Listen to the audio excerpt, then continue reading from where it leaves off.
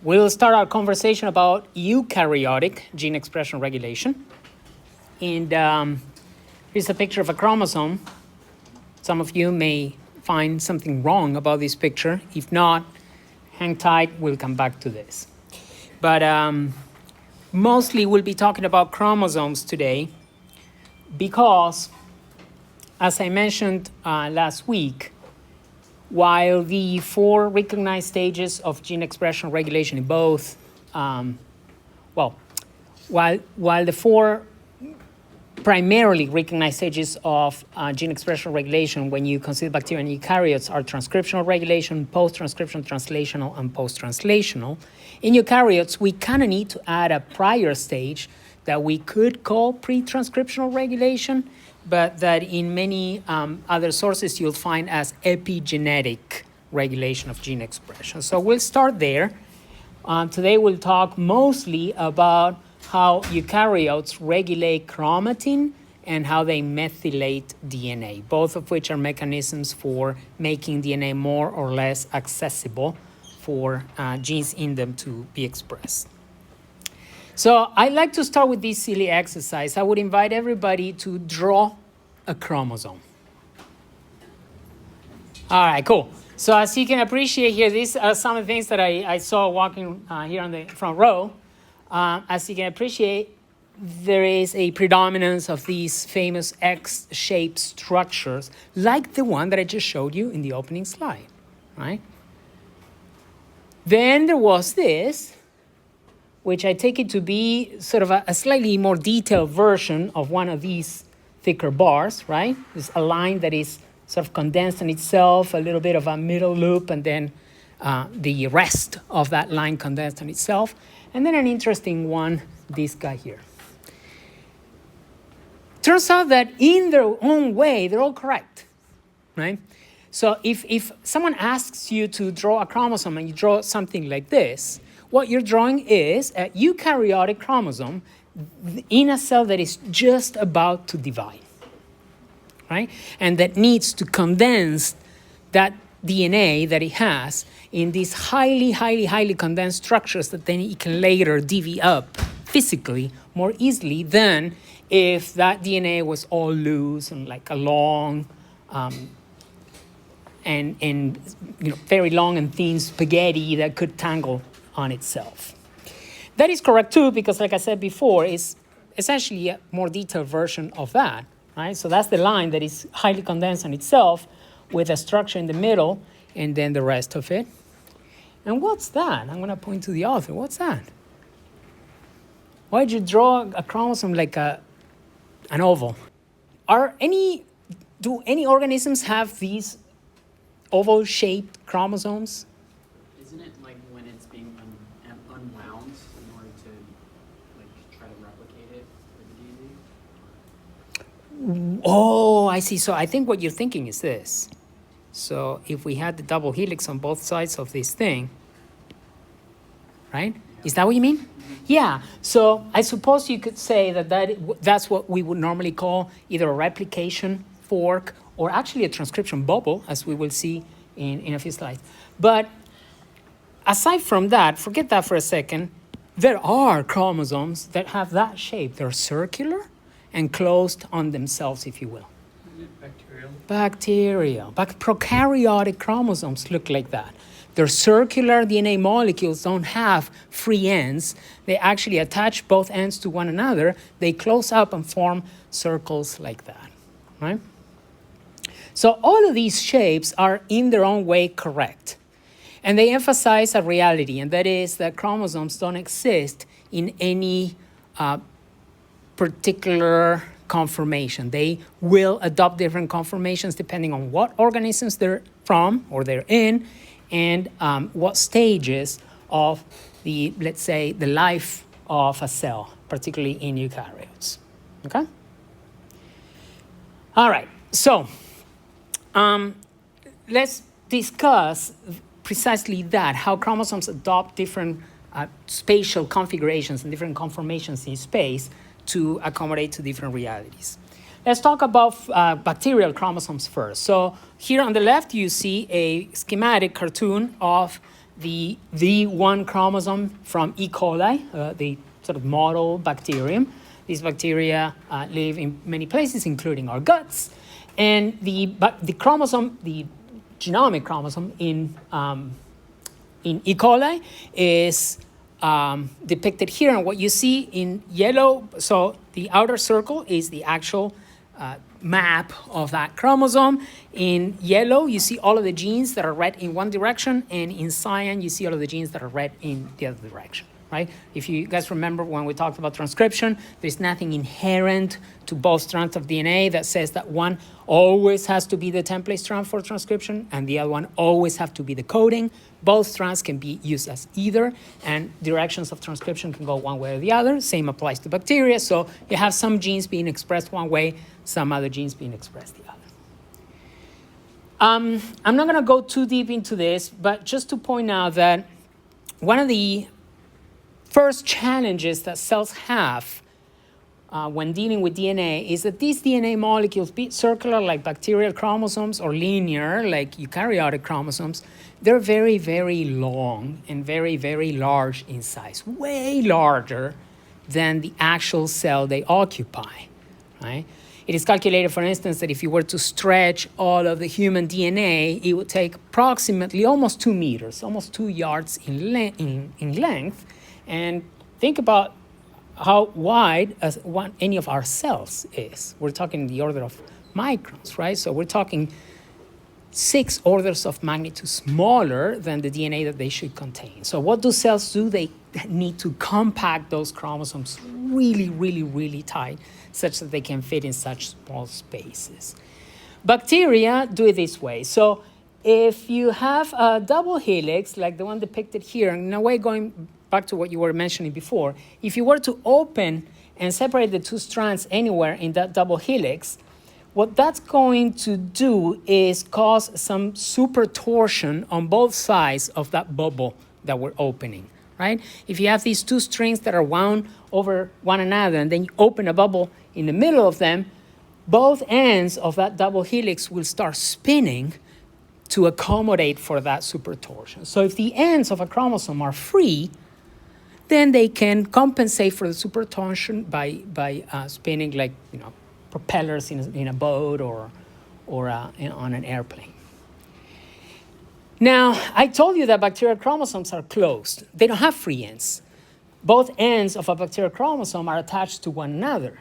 So effectively, what that does is fix both sides of a transcription or replication bubble. So anytime that bacteria open up DNA to use it, either to replicate DNA or to transcribe genes in it, they will create a super torsion on both sides of that DNA molecule that cannot be alleviated by spinning of the double helix, because those double helices are fixed physically. So that will lead to something called supercoiling, and it's incredibly difficult to describe it with words. So you're going to find a video in Canvas showing how supercoiling works and how through supercoiling, bacteria can turn pretty large molecules that are loose and circular into much more compact molecules that can fit inside of a bacterium. Questions so far?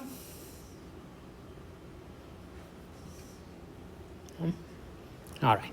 So this is a strategy used by bacteria, supercoiling. Eukaryotes cannot use supercoiling because the ends of chromosomes or ends of DNA molecules are not fixed to anything, right? And DNA molecules in eukaryotes are open, they're not circular, and therefore both ends could spin freely, so supercoiling wouldn't work.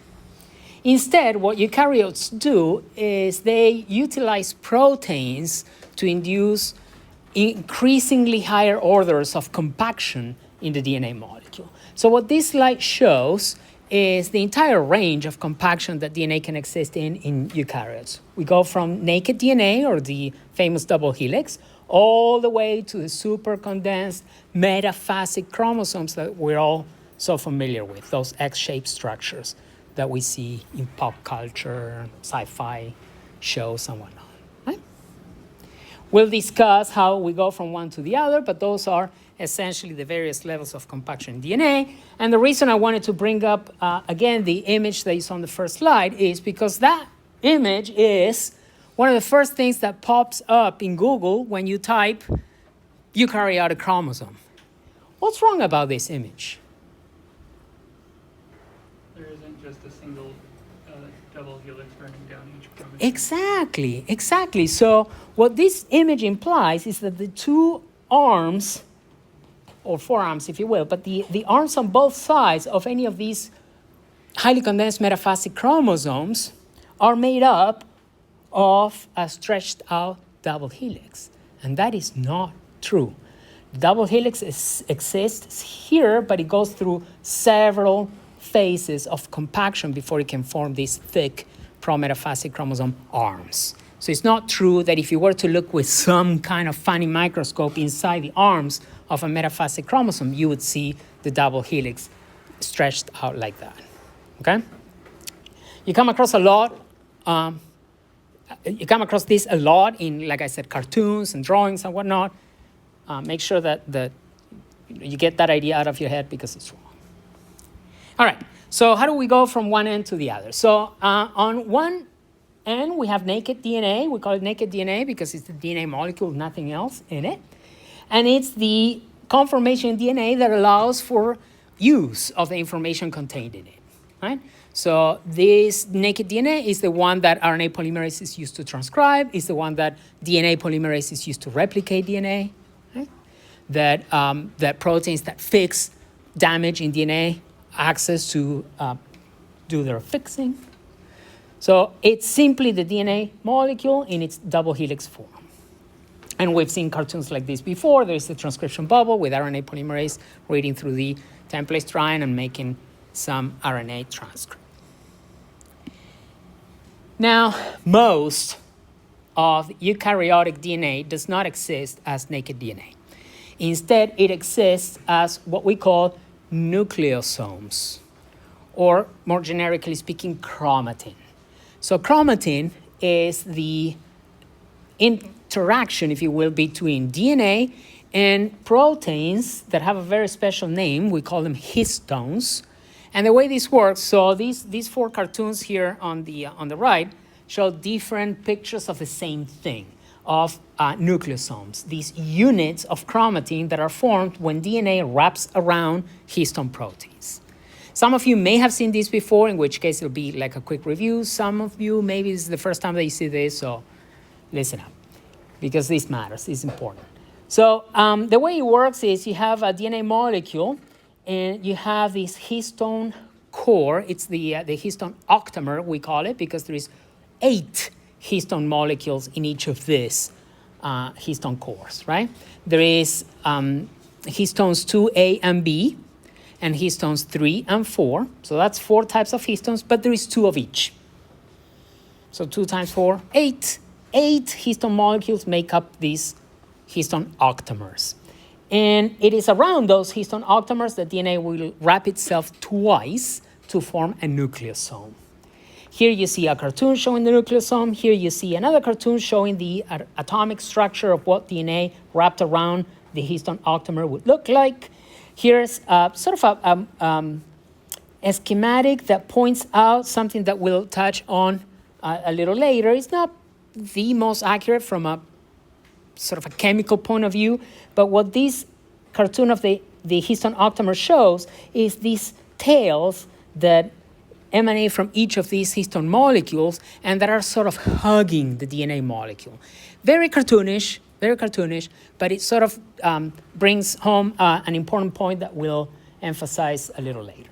And lastly, this is what chromatin looks like under an electron microscope. You see all of these dots, and if you were to look a little closer, you'd see that they're linked by lines, and those correspond to the short regions of naked DNA that connect each of these nucleosomes together. So in this depiction here on the left, we have a top view of one nucleosome, and then it turns out that DNA forms a nucleosome, there is linker DNA, then forms another nucleosome, goes some more, forms another nucleosome, and so forth. So by doing that, DNA is already occupying a slightly smaller space than it would otherwise because it is tightening itself around these nucleosomes and taking up less space. Questions? All right. When sometimes there are regions of DNA that a cell, quote unquote, knows it's not going to use much or at all. So cells have a way to compact chromatin even further. So the chromatin that I just showed you, that collection of nucleosomes linked to one another by linker DNA, is what we call euchromatin. But, and that's the one depicted here on the left. But cells sometimes will form something called heterochromatin. And that is when each of these nucleosomes become further compacted by interacting with each other. So normally nucleosomes are bound to each other via this linker DNA that unites them all, right? Like beads on a string or something like that. But every once in a while, and when a cell knows that there is entire regions of DNA that it won't be using much, it uses another type, a fifth type of histone called histone 1 that will make these nucleosomes via interaction between the histone octamers themselves interact with one another and become much closer. When that happens, euchromatin turns into heterochromatin, and these beads on a string turn into what we would normally call the 30 nanometer fiber. The 30 nanometer fiber is called as such because this structure has a width of about 30 nanometers. So if we were to take a side view of the 30 nanometer fiber, we would see that it's sort of a helix of nucleosomes that are interacting with each other tightly through the binding of histone octamers bridged by this histone 1 molecule. Okay? So again, DNA is compacting itself a little further and occupying less space. Now, as you may imagine, the information that is encoded in this region of heterochromatic DNA is not accessible anymore. Right? That's why I was emphasizing before that this is something that cells save for regions of DNA they know they're not going to be using much, because there's a lot of DNA information that is buried within this 30 nanometer fiber that is physically inaccessible to the rest of the cell. But it's fine because it's information that the cell wasn't going to need anytime soon. Then comes when the cell decides that it needs to divide. It will first replicate the DNA, and then it needs to compact it to the extreme, forming these pro-metaphasic chromosomes. And the evolutionary adaptive value of that is simply turning these long strings that can get tangled up if you were to try and separate them between the two new cells, the two daughter cells, into these highly compact structures that can be divided as if they were, I don't know, Lego bricks or something like that, something that is much smaller and constrained and hard, right? And the chance that they are going to get tangled up with one another and start pulling from each other are much, much less. So how do cells do this? They take the 30 nanometer fiber, and then they start forming these. I don't think there is. This is not the best of the picture. So this is a side view of what we would normally call the rosette. And that is because the 30 nanometer fiber, which I'll draw here in thick blue.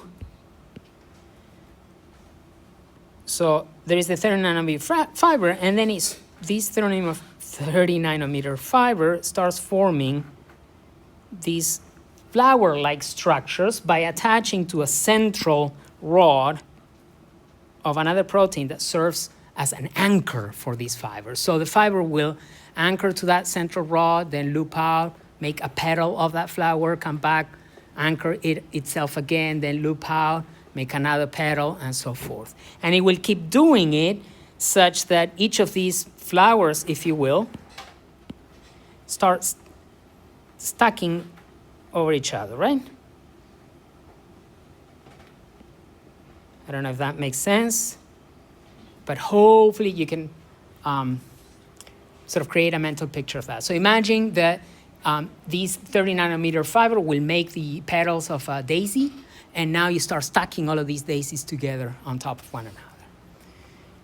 All it is just further compacting that DNA into tinier, tinier, and tinier spaces in a way that when cells start to separate these two things to take them to different ends of a cell that will eventually become daughter cells, these DNA molecules don't get all tangled up and start pulling from each other to the point of breaking. Right? And here are images of the different phases of mitosis or meiosis. So it's not indicated here. We can assume that it's probably mitosis. So in prophase, you will see all of these pro-metaphasic chromosomes form. Then in metaphase, they're all aligned in the equator of the cell. In anaphase, the two sister chromatids that originate from DNA replication will start separating from one another. And finally, in telophase, they reach the ends of the mother cell. They will decondense, and the two new daughter cells will form. Okay? At which point, rarely when we talk about mitosis, we go into this in much detail, but at which point you can imagine that this process of metaphasic chromosome condensation plays itself backwards, right? So slowly but surely, it'll start decondensing such that first this rosette conformation will disappear. It will mostly be all 30 nanometer fiber, and then certain regions will start becoming euchromatin again. And a step further would be to remove some of those nucleosomes and expose naked DNA.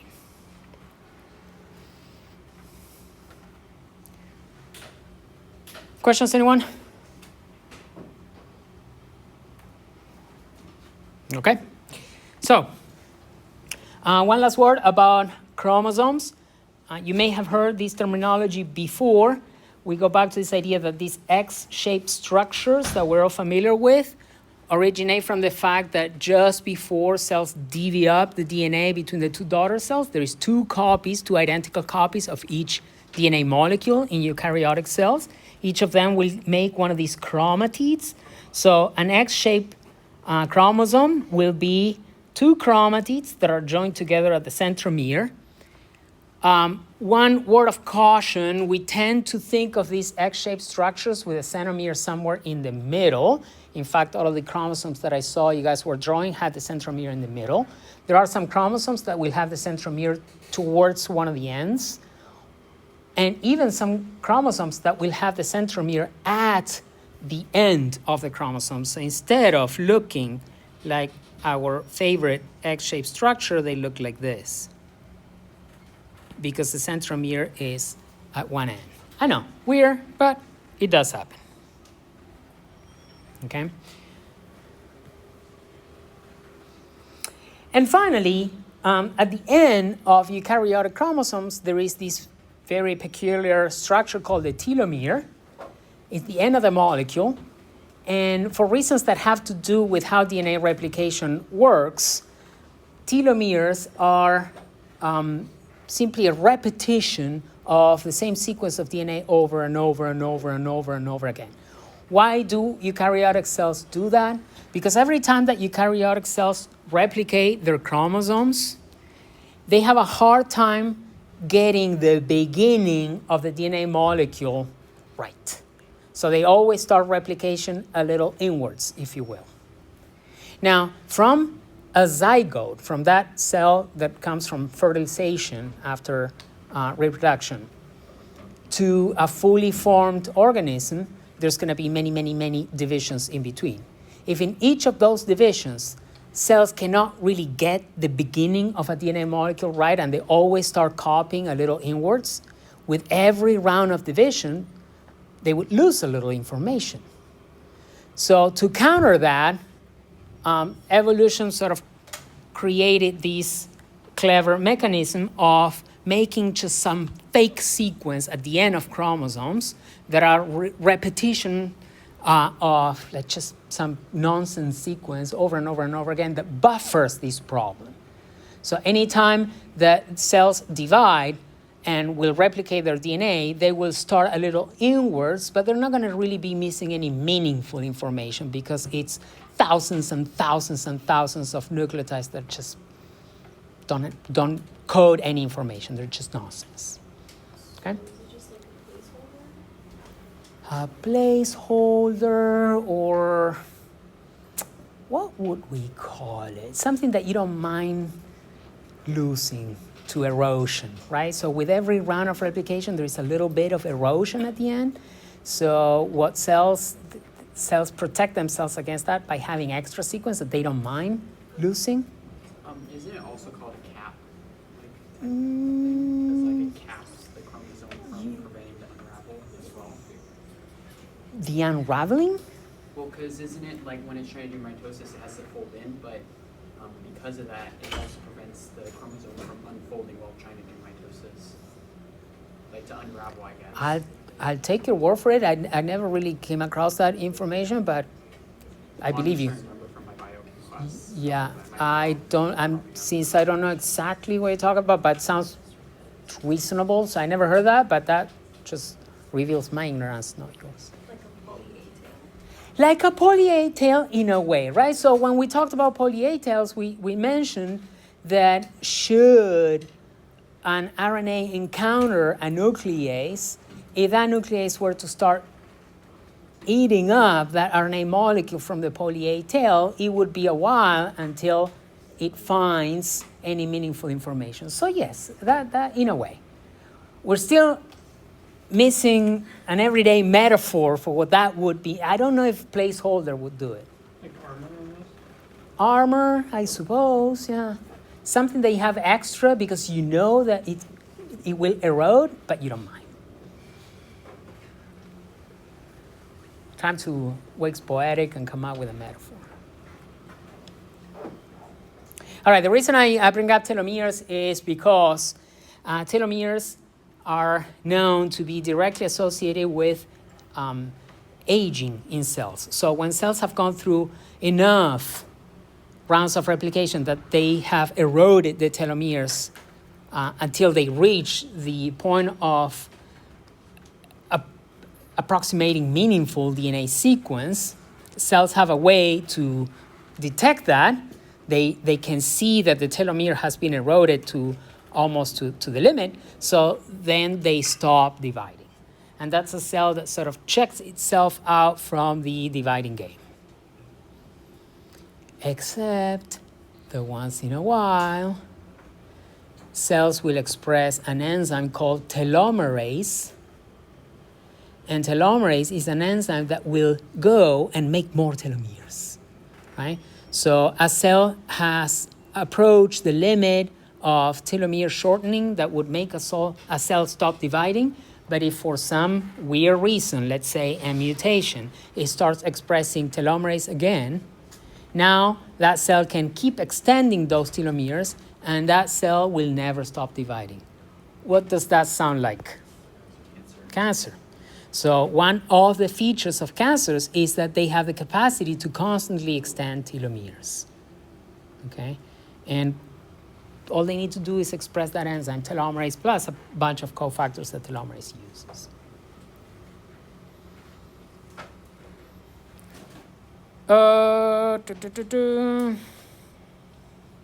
So I asking a question here, so chromosomes look like this just before division. What do they look like between divisions when cells need to use information in that DNA? They would look something like this. They would, if we were to look with some sort of magnifying glass into the DNA of a cell in interphase, so before it decides and commits to cell division, that DNA will most likely look like a collection of regions that are heterochromatic in 30 nanometer fiber conformation, regions that are euchromatic, that collection of nucleosomes bound to each other or strung to each other through linker DNA, and regions of naked DNA that is fully accessible and operational, right? So If you were to do, we mentioned FISH already, this technique that allows you to see chromosomes in eukaryotic cells. If you were to do it right after prophase, when the chromosomes have super condensed into metaphasic chromosomes in preparation for cell division, you would see the picture that we saw before, those egg-shaped structures with the pretty colors.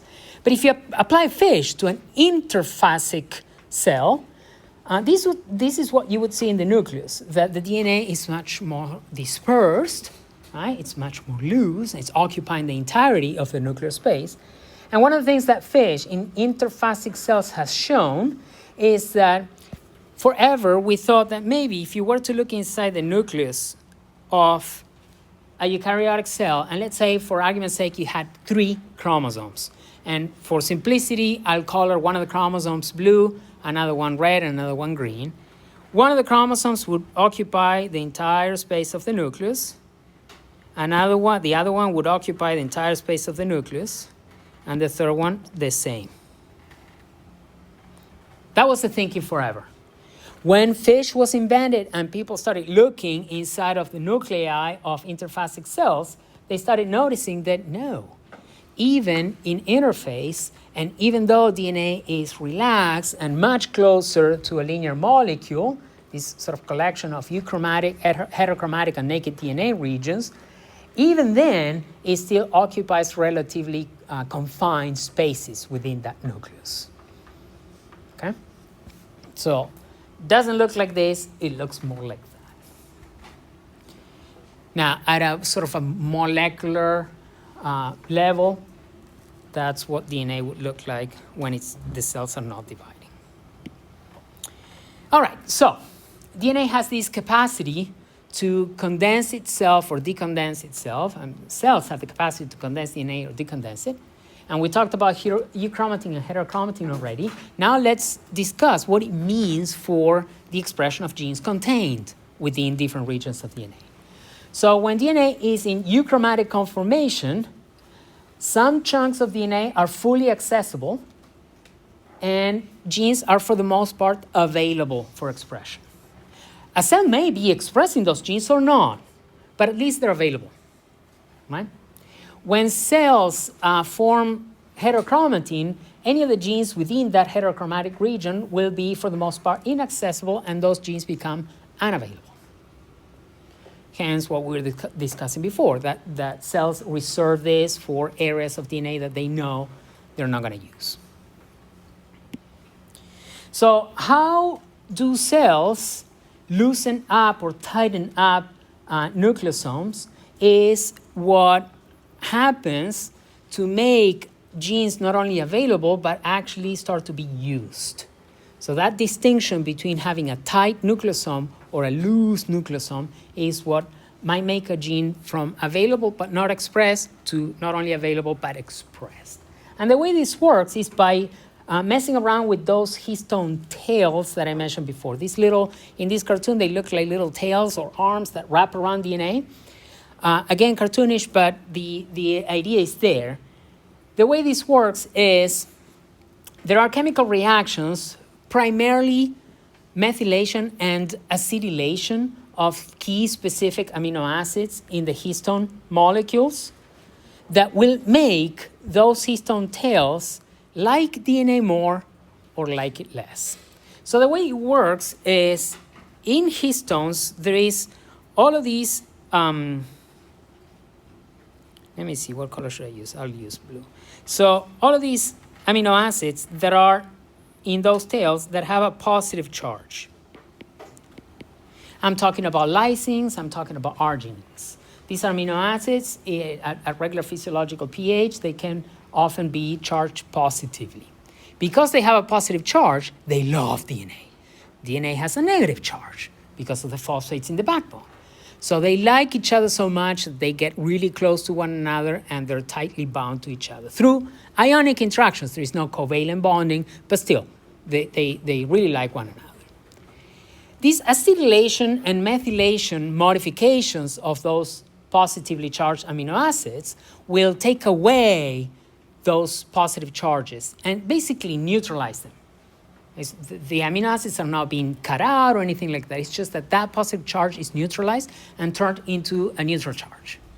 So now DNA continues to be negative, continues to have its negative charges all around, but the histone tails don't care about those negative charges anymore. They're not repelled by them, but they don't care about them. They're not attracted to them anymore either. So that will loosen the interaction between DNA and nucleosomes and make that DNA further accessible. And in particular, it will make it accessible to enzymatic machines that will come and disassemble these nucleosomes, take out the histone octamer, and turn that DNA that was wrapped around the histone octamer into naked DNA that is fully accessible for transcription, replication, whatever the cell needs. Okay? So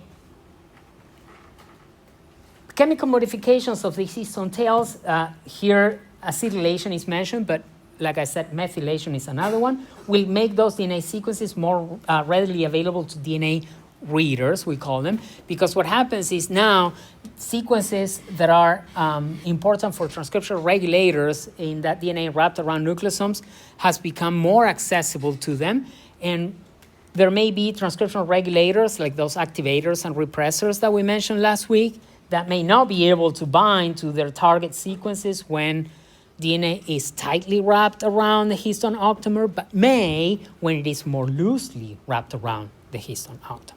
So when that happens, these DNA sequences become more accessible to DNA readers.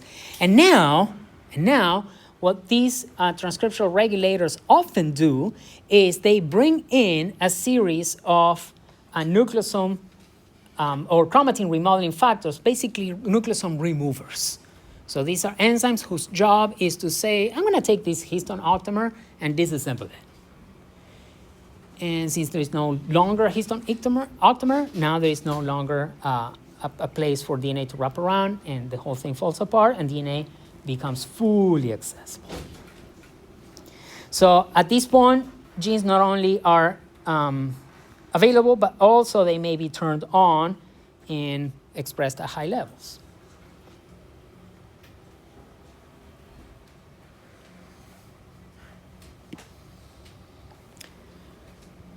I need to pause here. Any questions about those histone modifications? Because we'll keep coming back to that over and over. So you need to get comfortable with this idea that histone tails are modified, loosening or tightening their interaction with DNA, and therefore making DNA more or less accessible. So I just want to make sure. So the histone is the positively charged part. Yes. And the acetyl groups are the partially negative parts, right? The acetyl groups have no charge, and what happens is the acetyl groups or the methyl groups get chemically attached to the nitrogen atom that is the one that ionizes positively. And by doing that, the nitrogen atom exchanges the hydrogen that ionizes with these methyl or acetyl groups, and now where that nitrogen would have normally become positively charged is now neutral.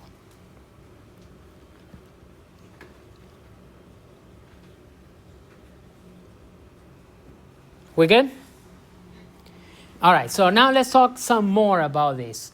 Histone tail modifications are reversible. I just mentioned a covalent bond between the acetyl group or the methyl group and those lysines and arginines in the histone tails. But those covalent bonds are reversible, meaning that just like there is acetylation of the histone tails, there can be deacetylation, right? So these changes are reversible. Once a cell acetylates or methylates histone tails, it can go back to the same histones and take those things away. All right? So they're reversible. Did I skip something?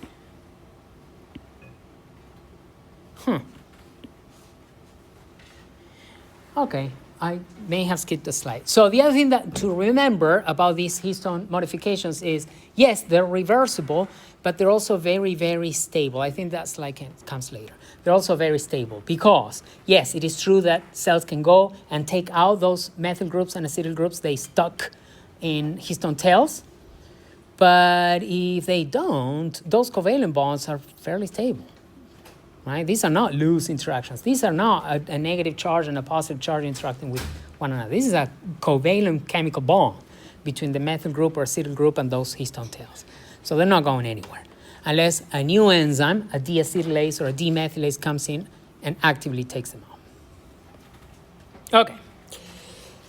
Another important modification of chromatin, and I'm emphasizing chromatin there because this is not happening to the histones, it's happening to DNA itself, is DNA methylation.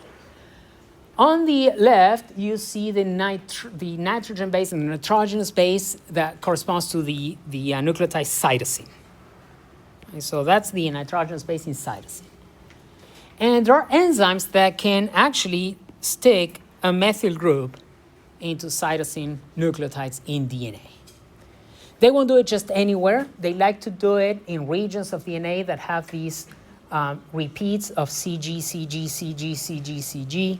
We call those CPG islands, right? So these are islands of CGs in the ocean of DNA sequence, right? That's where these methylases like to stick methyl groups in DNA. Now, quick question for you. How can DNA methylation affect the structure of chromatin and therefore expression of genes? Try and think along the lines of what we were discussing about histone tail modifications and see if you can figure out how methylation of DNA can do something similar. Slightly quieter today. So what are we thinking? Negative charge of what? Of DNA? Yeah. Okay, so by changing that hydrogen to a methyl group, you're changing the negative charge of DNA. Not sure. You're not sure. That's your idea. Any thoughts about that? Anyone agree? Anyone disagree? That was my guess too. Your guess too. So that this methylation is neutralizing DNA, it's making it less negative. And what would that do? With the positive charges in histone, right? So it's in a way the same thing as the histone modifications from the other end. We're making DNA less negative and therefore we're losing those interactions. Great idea! Except that where is the negative charge in DNA? The phosphate backbone, right? It's the phosphate groups.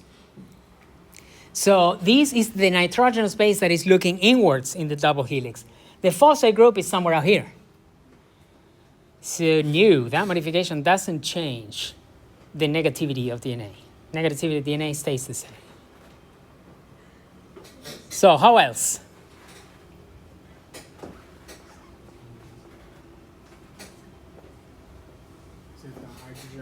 Hydrogen bonding, that's another great idea. So elaborate, how this methylation would affect hydrogen bonding?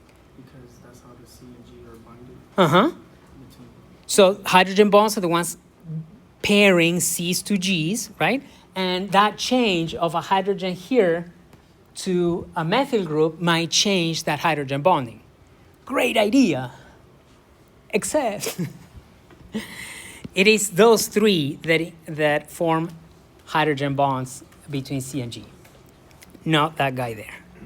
That guy there has very low polarity, so that guy doesn't really engage in hydrogen bonding. C and G will still base pair through three hydrogen bonds through these three atoms. But good idea. Yeah, the answer is a little simpler than that. There is no inherent biochemical reason for why a methylated cytosine would be different from a non-methylated cytosine, except that cells have ways to recognize one from the other.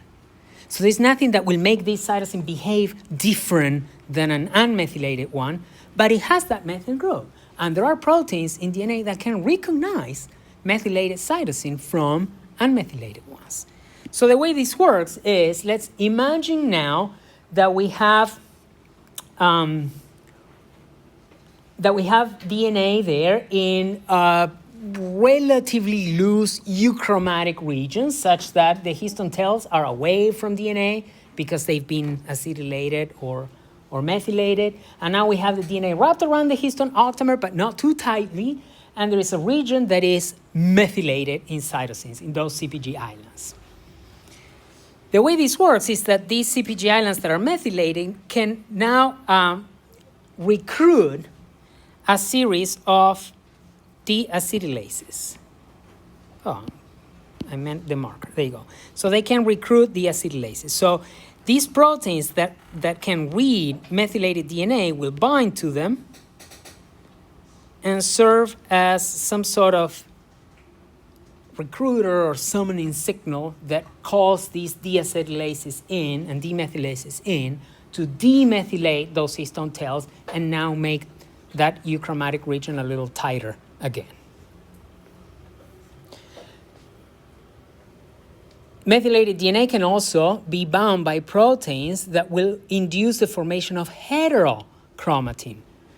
There are proteins that know when a certain region of DNA should be completely shut down, and they're often summoned by these methylated DNA sequences. And if that is the case, not only will each nucleosome be a little tighter because of deacetylation and methylation of the histone tails, but also there will be the recruitment of H1s to form the 30 nanometer fiber in heterochromatin. Just like histone tail modifications, those acetylations and methylations that we mentioned before can be reversed, so can DNA methylations. There exists DNA demethylases that can come in, take those methyl groups away from cytosines, and if that was what DNA was using as a signal to tighten up chromatin in a certain region of DNA, now that the signal is gone, in time, those regions can be decompressed or decondensed and then become accessible again. Okay? So in all of these, there's a lot of dynamic interplay between processes that induce compaction of DNA and processes in the reverse direction that will decompact it. And more often than not, dare say perhaps always, these processes are regulated. They're not nilly-willy. Cells know what they're doing, and they will go do it based on what they need. Okay, so here's the slide that I was thinking of. So histone modifications and DNA methylation both are reversible. Those chemical changes that can be done can be also undone. But both processes are enzymatic. They require energy, and they require a decision on the part of the cell. So until those processes are undone, they're going to be very, very stable, to the point that they remain in cells unless actively reversed by enzymes, and they can be, and this is key and not at all intuitive, they can be reproduced doing DNA replication. The reason I say that is not intuitive is, let's imagine DNA, and let's imagine in its simplistic form, double-strand DNA, not the helix, double-stranded DNA. When this DNA replicates, if you guys remember, actually, let me do this like this. Double-stranded DNA. When let's say that this DNA here had a bunch of methylations on CPG island somewhere in the middle of that molecule. When this DNA replicates, if you guys remember, DNA replication is semi-conservative, so the two strands, original strands, will separate, and new strands of DNA will be made, right? What that means is that those DNA methylations will stay with the original DNA strands, but the new strands are going to be made with regular cytosine that doesn't have a methyl group in it. So does that mean that now each of these DNA molecules will be hemi-methylated, only one half? No, because the same enzymes that methylate DNAs have a way to see that if one of the strands is methylated, the opposite strand should be as well. One of the features of CPG islands, of these CG repeats, is that if you were to look in the other strand in the opposite direction, what will you see? CG, right? So whenever a cell sees a whole bunch of methyls in one strand, can come in and add the methyl groups to the corresponding complementary strand. Easy to see and understand with DNA methylation, a lot harder to see and understand with histone tail modifications. But that's what happens.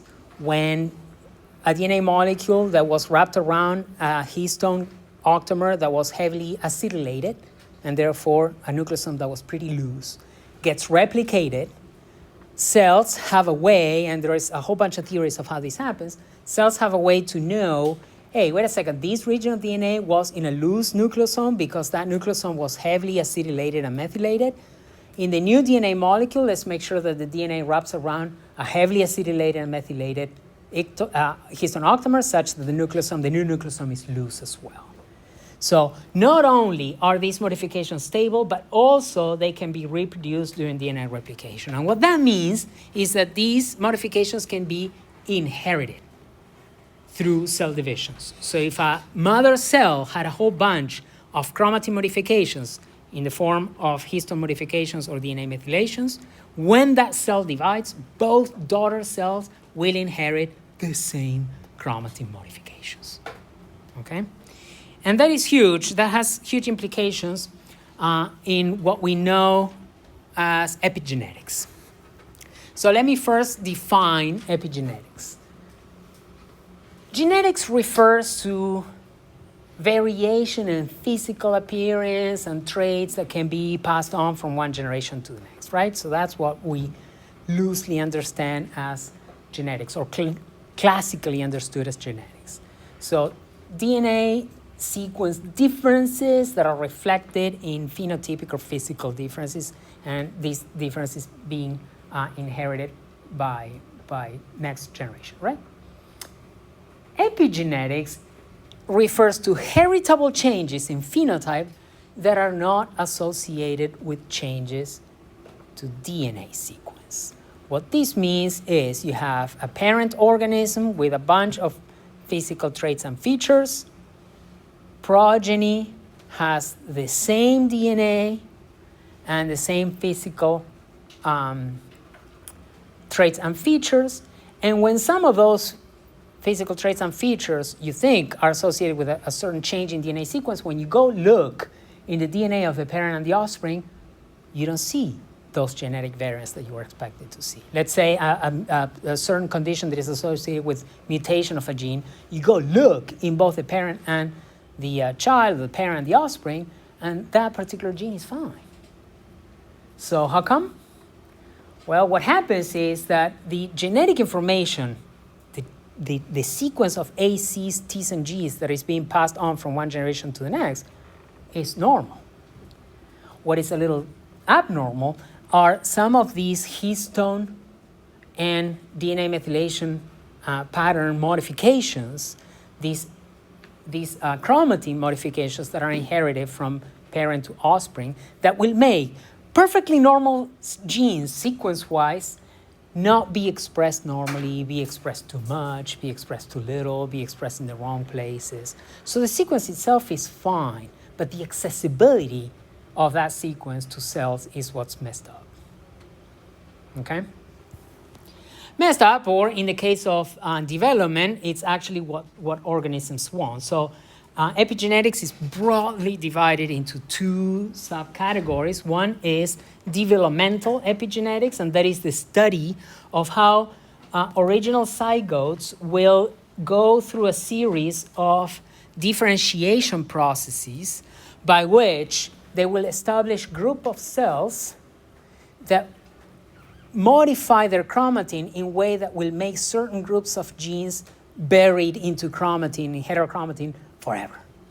Right? So here you have the original embryonic stem cell, and then after a few divisions, you'll see that the cells start dividing into the endoderm line, mesoderm line, and ectoderm line, and why each of these will sort of start carrying out a series of gene expression patterns that will give rise to different tissues in the adult organism is because those cells make really early decisions saying, we're not going to bother with this whole group of genes. We'll make them completely inaccessible by burying them in heterochromatin, and we know that that heterochromatin will be inherited division after division because epigenetic modifications are stable and they can carry through cell divisions. This other cell will bury other group of genes and leave other successful, and this third one, yet another group of genes and keep others accessible, right? So during development, what you see is that different groups of cells, it's not that they're constantly making decisions about what genes to express. They've made some early decisions about which ones not to express, right? And they become inaccessible for them from that point onward. The other sort of big field within epigenetics is what we normally refer to as environmental epigenetics. And what that refers to is environmental inputs.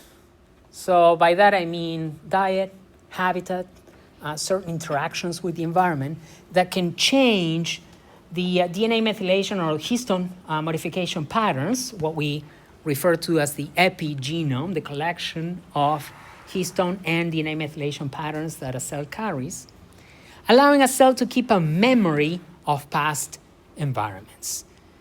Right? So the environment can impinge on the epigenome of a cell, and once it has done that, that cell will transmit that epigenome to future generations. And even though those new cells at later times may not be exposed to the same environments, they keep a memory of it. Yes? Is that why they say, like, during times where people were exposed to a large starvation and all that, later generations were affected by it? Exactly. So the evolutionary adaptive value of these type of environmental epigenetic modifications is that it can prepare cells to cope more effectively with similar environments later. As a cell, I experienced, too high a temperature. So I acquire a series of epigenetic adaptations that will make me better prepared to deal with high temperatures. What I'll do is I'll create progeny, cellular progeny, that has those epigenetic modifications in it already. If temperature goes back to normal, that cell, it's okay. But should temperatures arise again, then it's better prepared. So the example that you were mentioning, I thought I had a slide. So the textbook example is there was a famine in Europe at the turn of the 1900s, last century. And it was a famine that affected most of the Northern European countries, right? In Sweden, in particular, it wiped up a good chunk of the population. People were starving. Then things improved. And the next generation, the children of those people who had gone through the famine, became obese. And people were like, well, how come? I mean, it's just one generation. It's impossible that genetic mutations leading to obesity will have accumulated within one generation across the entire population, right? What was actually happening is the generation that experienced the famine underwent a series of epigenetic modifications of their DNA that essentially told the metabolism, look, we're starving. The second you see a potato, extract to the very last energy, the last atom of energy that came from that potato, okay? Those metabolisms, those genes prepare themselves to deal with starvation. When those people had children, and those children were not starving anymore, and quite the opposite, they had access to McDonald's and Italian pasta and whatnot, they became obese because their metabolism was prepared to squeeze to the very last drop of energy in the form, obviously, of calories and therefore fat tissue from food. Okay, not a single, this is an exaggeration, but not a single A, C, T, or G had changed between these two generations. What had changed was the patterns of histone modifications and DNA methylations that had prepared the parental generation, but kind of messed up the filial generation, because now the filial generation was ready to extract energy from food. Food became a little too available and brought about obesity and metabolic disorders. Okay? Any questions about any of this? So, in a way, everything that we discussed today is important on two levels. One, these chromatin modifications is how eukaryotic cells make DNA more or less accessible, so it is a form of pre-transcriptional regulation. cells will still need to make some decisions about which specific genes to express or not. But they had made already some decisions as to which genes would be available or completely unavailable to start with, right? So it's something that they do before transcriptional regulation. And then secondly, because this idea of chromatin modifications that are very stable and get through cell divisions is what gives rise to this field of epigenetics that can not only explain development, but also huge aspects of the interaction between individuals and their environment. Because now, since we've understood these epigenetic mechanisms, it's a lot easier to explain or begin to explain certain phenomena that have to do with stories like the one that I just told you, right? How certain environments can imprint in human genetic information, not change the information, but imprint instructions on how to use that information in future generations, which, if the environment changes suddenly, can bring about some problems. Evolutionarily, this mechanism arose as a protective mechanism of future generations that were likely to face the same environments. We, as humans, accelerated changes in the environment a little bit by creating societies and whatnot, and therefore now we have a little bit of an issue with certain epigenetic modifications that can give rise to organisms that are lesser prepared to deal with current environments. Does that make sense? Any questions? No? All right. So what I'll do is we had a couple more slides that go into transcriptional regulation in eukaryotes, but we're going to leave those for Thursday.